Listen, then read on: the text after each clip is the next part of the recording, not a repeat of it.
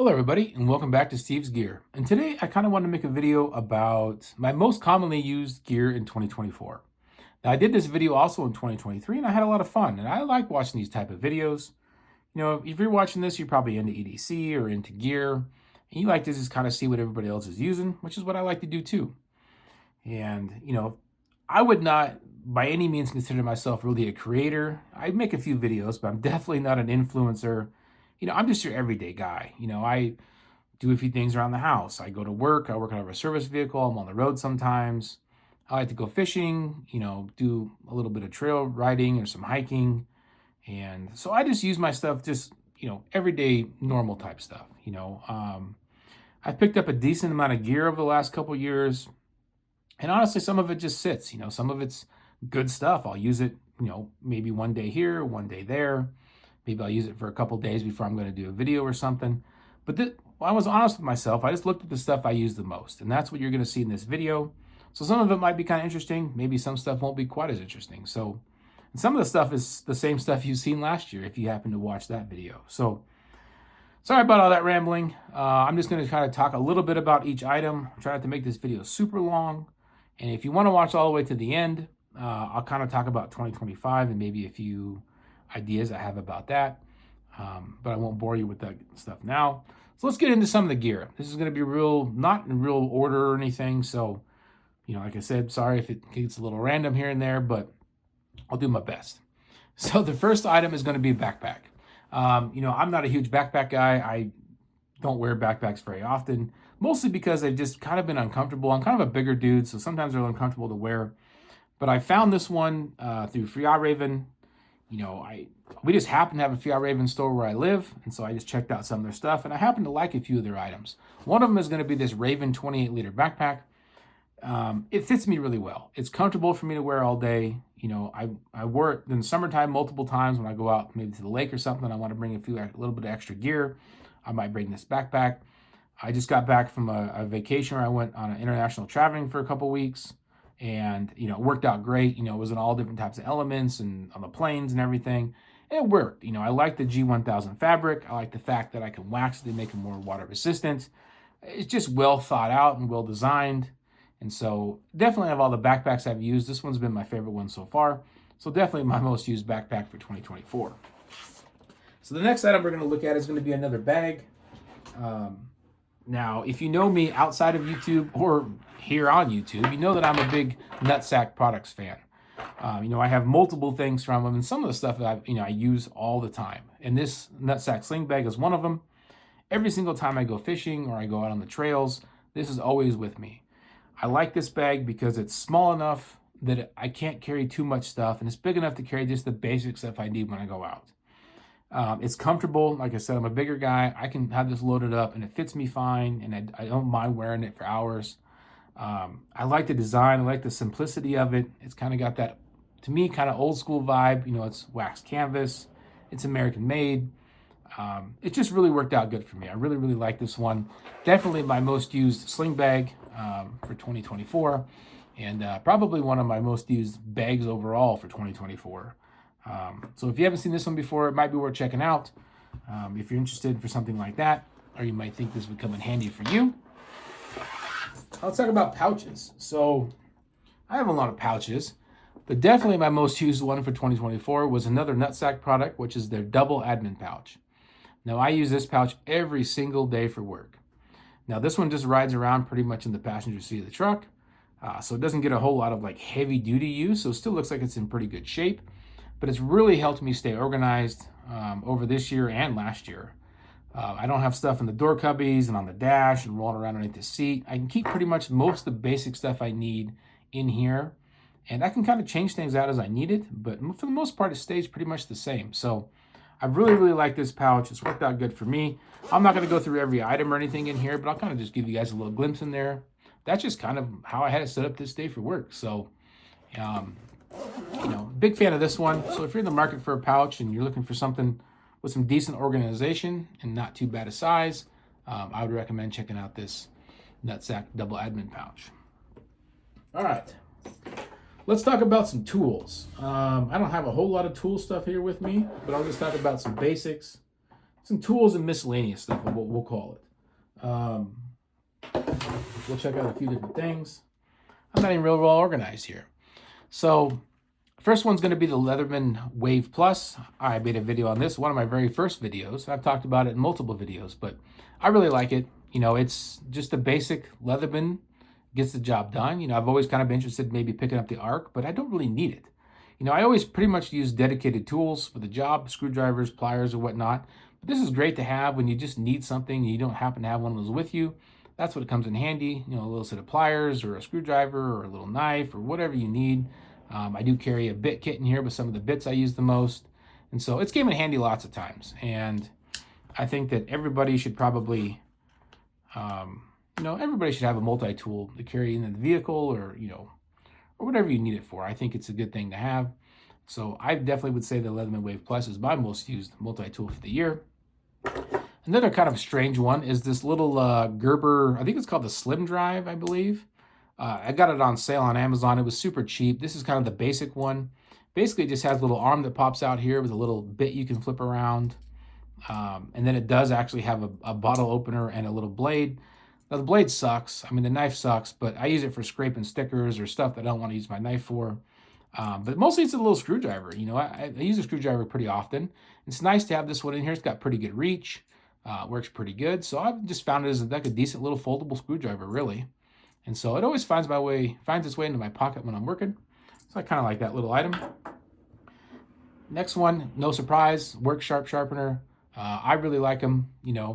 I'm not the best when it comes to sharpening. I'm definitely an amateur. But this one's able to get the job done for me most of the time. If I need to sharpen some fishing hooks or I need to sharpen a knife or something like that. I'll throw it in the bag sometimes when I'm going out fishing if I might need it out there.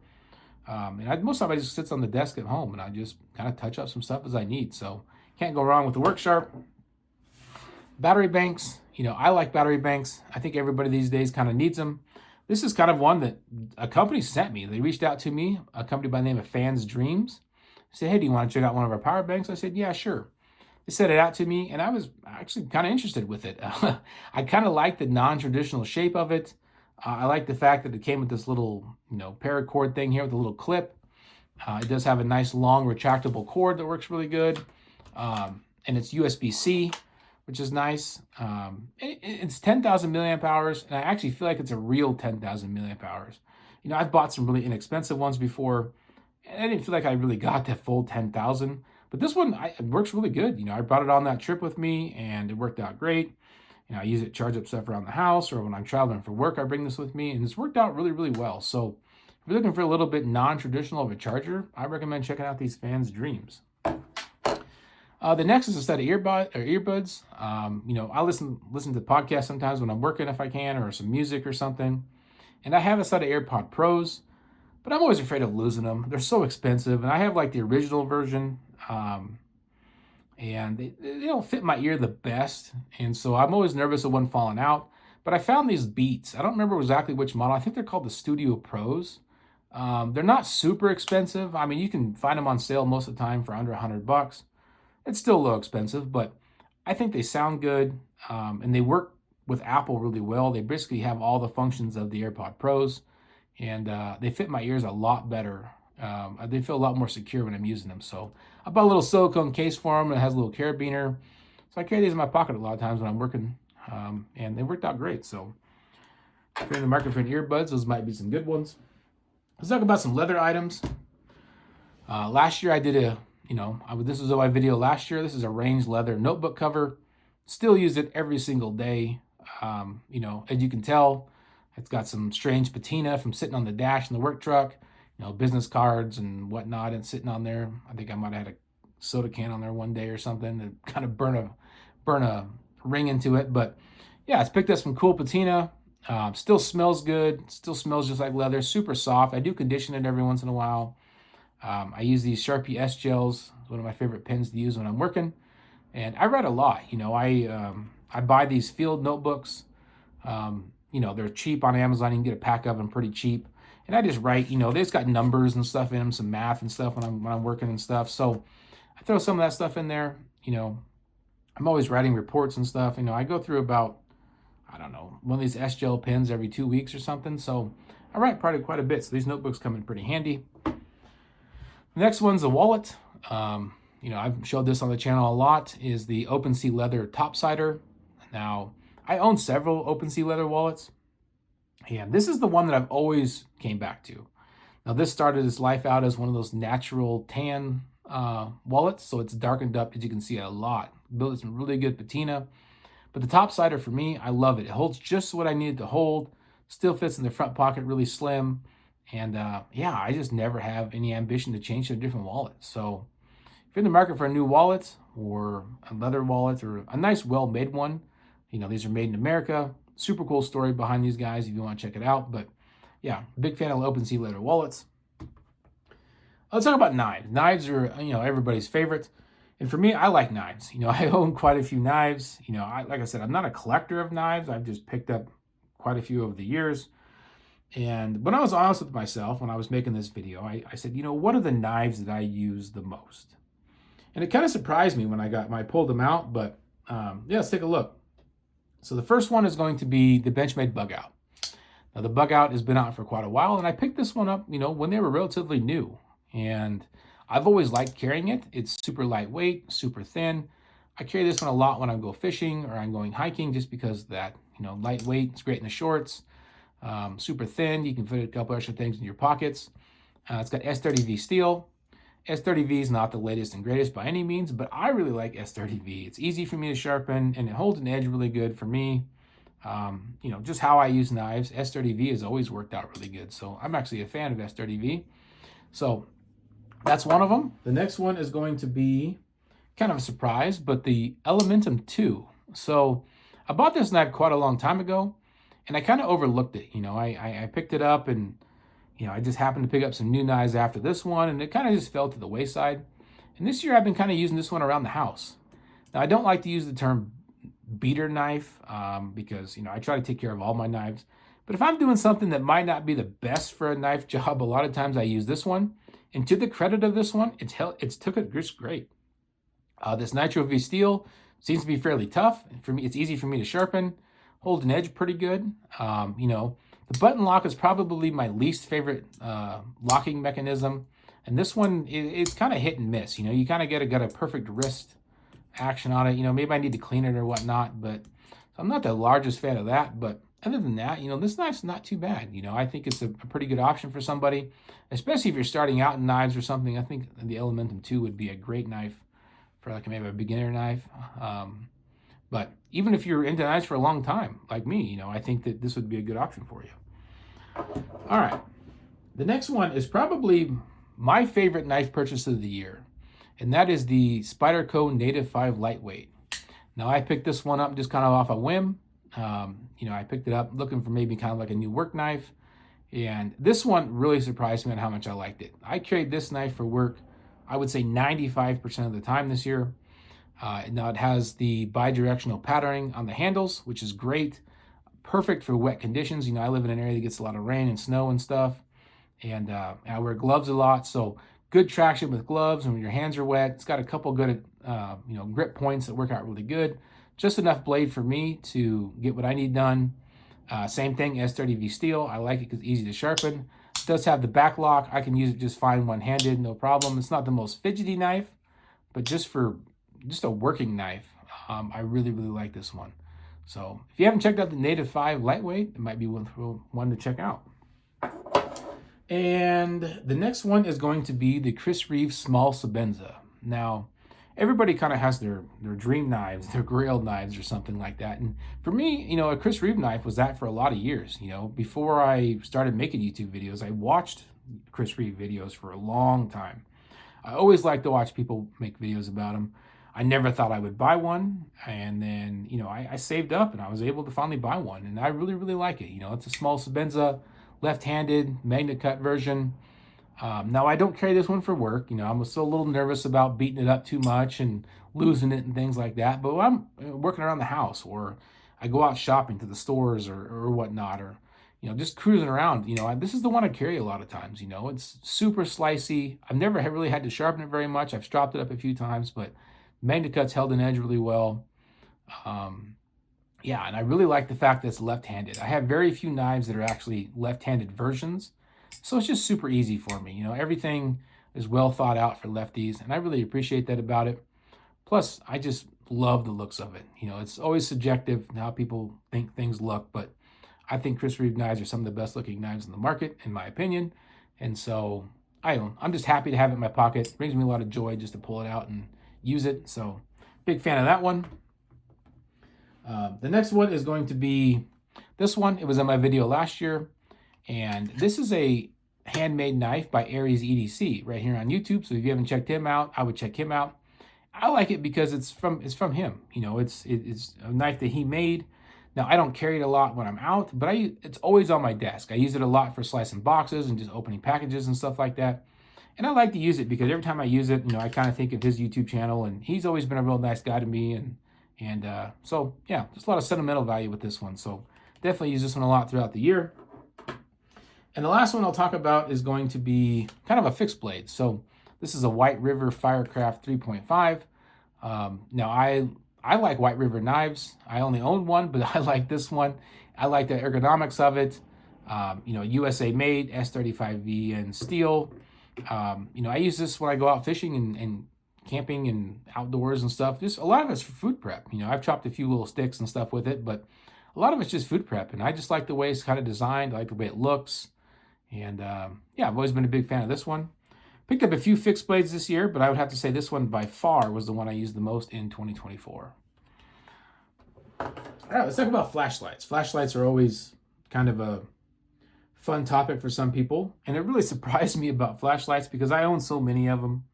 Sometimes companies send them to me and stuff, but there's only a few that I use the most really this year.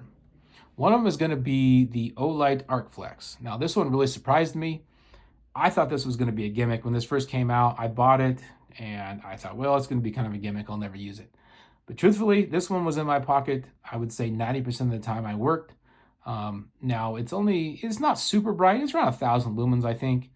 And, it does have this adjustable head, which is what I appreciate the most. It's got a big, long, nice pocket clip on it. And so when you clip it on your hat, there's plenty of space for it to get a good bite on it. That little bit of adjustability comes in real handy for me. A lot of times I'm working in a dark spot and I'm using my hands. So it's nice to be able to adjust the head a little bit on it. And it does have kind of a more floody beam, which I appreciate also for my type of work, because it's all pretty close up. The design of it, as far as it being thin and kind of a little bit smaller in size, it fits in the pocket well. If I put it in my pocket and I've got a few extra tools in there, it just takes up less room than maybe a big round flashlight. And if I set it down, it won't roll anywhere. It does have the magnetic base, which comes in handy sometimes. Unfortunately, it's just got the proprietary charger. I wish it had a USB-C port. So if I do have to charge it up when I travel or something, I do have to bring one of the cables, which is kind of unfortunate. But I would say that's the only real big flaw for this one. But as far as the articulating head, it's held up really well. I live in an area that gets snow, rain, we got sand, we got all types of stuff. So, and it has been dropped multiple times. I don't know how well it's going to show up on camera. But I mean, it took some beatings. It's not a baby flashlight by any means, and yeah, so it works just like the day I got it. So kudos to them for creating something that actually holds up pretty good. So that's one of them. The next one is just another basic light. As I knock everything over, is just the Olight i5R. So this was another one of my first videos my first lights I did a video on. I've had this one for many years. And it's just a basic 2-mode flashlight. It has a little AA size battery in it that actually has a USB port you can charge up. And 2 modes, and it's great for around the house. I slip it in my pocket, carry this one around a lot, and yeah, it gets most of the things I need to do around the house just fine. So another great little option for a light. Definitely one I'm most carried. And the last one for flashlights is going to be this Olight Baton 4. So I don't use this one a ton, but it's definitely the one I travel with the most and things like that, because you can use the case is actually a backup battery as well. It charges via USB-C, so you could actually charge the light and the case off USB-C, so I don't have to use a proprietary Olight charger with this one. And then the light itself is just small and compact. I can slip it in my pocket, doesn't weigh almost anything, and you can clip it on your hat or whatnot. And it's pretty bright for the size, so great little flashlight when I'm traveling and stuff. I'm a big fan of the little baton one, so I like that one. All right, now some miscellaneous stuff. I'll just go through a few miscellaneous stuff. As far as watches go, Apple Watch, big fan of the Apple Watch. I use it a lot. Now, this is the one that has the cellular connection. So when I'm working, a lot of times when I'm not in the service vehicle and I'm out, working in the field, I don't carry my cell phone. So this one, I can still receive calls and messages if I need to. So I like that feature. Just saves me from having to worry about losing my personal phone or breaking it or anything like that. I can just rely on the watch when I'm out. Another one is the G-Shock. I'm a big fan of the G-Shock watches. This one has been around with me for a long time, and it's been through swimming oceans, it's been through rivers, rafting, fishing. I mean, it's took a lot of abuse and works great. So big fan of the G-Shock watches. Definitely use this one a lot. Pins. I kind of showed you the S gel earlier. The other one is this tactile turn brass pin. I've been writing a little bit more at my house, and so this is the one that always is on my desk. I have quite a few different pens that companies sent or I've bought, but I just like this one, and I like the heft of it. I like the feel of it. It writes well, and so I would definitely say this tactile turn pen has been my most used pen of the year. And then I guess the last little bonus item I would say is going to be the O bulbs. Another item I thought was going to be a gimmick. I own some of the original ones. I own the Sphere. I own the O-Bulb Plus, the O-Bulb S. I own all of them. And I use them quite a bit, more than I thought I ever would. I have one that's on motion detection mode in the bathroom at night. It's been there for years. Never had any problems with it. It's worked flawlessly for all these years. This one, I can throw it in the back of my truck. I got a topper on it. If I go to the lake or something early in the morning when it's still dark, I kick this thing on. I can get my fishing gear set up. I can tie a line or whatever. They're pretty versatile, and they're pretty rugged as well. So I do like these old bulbs. Some people think they're a gimmick, but I found myself using these a lot in 2024. Just some more little basic items, I guess. I did a video on the Yeti Yonder water bottle. Still using it to this day. Use it every single day that I work. Still worked flawlessly. Hasn't broke. It's froze multiple times. I did put a new little kind of a straw cap on it, a little handle, but yeah, great little water bottles. We're in the market for a water bottle. Can't say enough about those. Yeti Rambler, another item I did a video on. A lot of people watched the video, which I was surprised, but these are great, man. I filled up with ice every morning, ice and water, and I just fill up that other water bottle with this throughout the day. And sometimes I'll go through 2 of these a day, just drinking water. It's always important to stay hydrated, especially being on the road a lot. Sometimes you just kind of forget about drinking. So always a big fan of having one of these. And just to kind of stay on the Yeti train, another one is the Yeti lunchbox. This was an item that I probably wouldn't have picked up on my own because they are kind of expensive for what they are, but I got this one as a gift and I use it almost every single day. So it just rides around the truck. It doesn't get a whole lot of abuse or anything, but keeps my stuff cold. It's easy to clean. You can just wipe it off. I just, wash the whole thing and it works out really good. So another item that I use probably the most in 2024. So those are kind of my EDC, I guess, kind of work items I use the most in 2024. Let me know in the comments, if you made it all the way through the video and, if any of those items you like to use a lot, let me know what your most commonly used flashlight was or knife or pouch or whatever. I'd love to hear what they were. I said at the beginning of the video, I was going to talk a little bit more about my 2025 plans. And, if you stuck all the way here and you want to hear that, in 2025, I'm going to start being a little bit more minimal. I've kind of decided that I'm going to kind of hold back on buying so much gear. This stuff that I'm using now, I found that I really, really like it. And, some of the stuff is expensive. You've probably noticed that some of the stuff is, Yeti stuff's a little bit more expensive, or nutsack products, or some of the knives are a little bit more expensive. But for me, the reason for that is kind of my one and done. If they're going to last a long time and I really like them and they work good for me, what's the point of buying more? And so that's kind of at the place I'm at right now.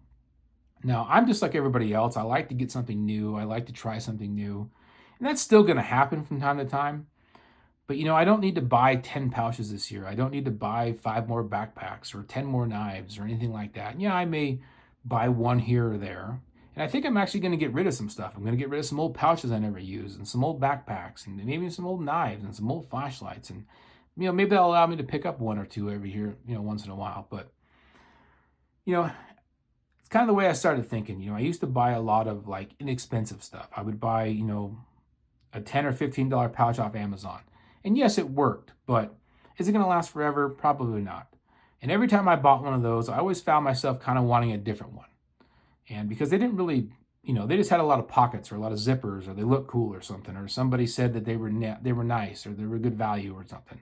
So I would buy them and I would never use them. But now that I found some that I like to use, and I still get the same joy using them a year later than I did when I first bought them, I don't have the urge to buy anymore. So just something to think about, if you're someone who buys, a $15 pouch 8 times a year, would it be worth you buying one expensive pouch that you really, really like? It might be. Same thing with knives or with flashlights. If you buy a bunch of $30 knives because they're on sale and you're getting a good value, is it going to be worth it just to buy one you really, really want that might be a little bit more money? I don't know. Just a different way of thinking is something kind of different I've been kind of playing with in my head. But I might kind of go that method for 2025 and see how it works out. So it'll be interesting to see what my 2025 most commonly gear video is. But yeah, that's all I got for you guys today. If you stuck around all the way to the end of the video, thank you very much. And I hope you all have a great holiday. And I'll talk to you later.